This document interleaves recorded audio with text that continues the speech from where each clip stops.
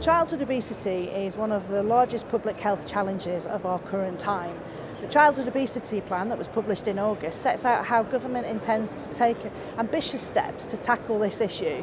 It puts a call on all of the different sectors, local authorities, the NHS and industry, to pull together with us, the Department of Health and other government departments, to do what we can to take steps to reduce the amount of unhealthy food children eat and to help encourage them to be more active.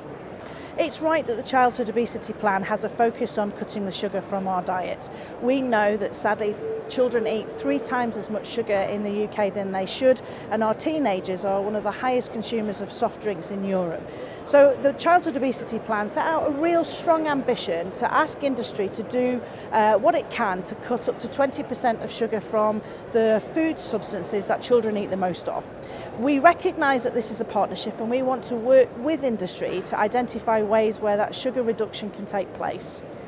One of the things that we're very clear of course, is that sugar isn't the only area of foods that we need to consider. And what we will be doing through the Childhood Obesity Plan is considering what other areas of food we need to reformulate. So we will be working with industry to look at what fat can be reduced from diet and how to cut back on total calories. So the sugar reduction programme is a part of a long journey towards making sure that the food that our children eat is healthy. Well, we're really clear that we can't deliver an agenda around reducing childhood obesity on our own, and that's why cross-sector engagement is so important. We need to work with local authorities and the NHS and schools. It's one of the greatest places where actually some of the real positive messages about healthy food and healthier lifestyles can be channelled.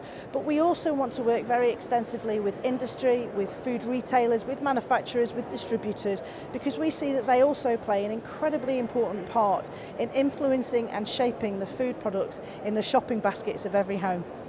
Well, this is my first visit to Food Matters Live, and I have to say I'm overwhelmed by the breadth of the discussion that I've had so far with some of the exhibitors. I'm really reassured and very motivated to hear how many of them are taking steps to think about the food content and the nutrients in their food. I've already seen some fantastic examples of where industry and food manufacturers have been cutting the sugar from their food products. I absolutely welcome that and look forward to working with the exhibitors here as we take this forward, this programme of work.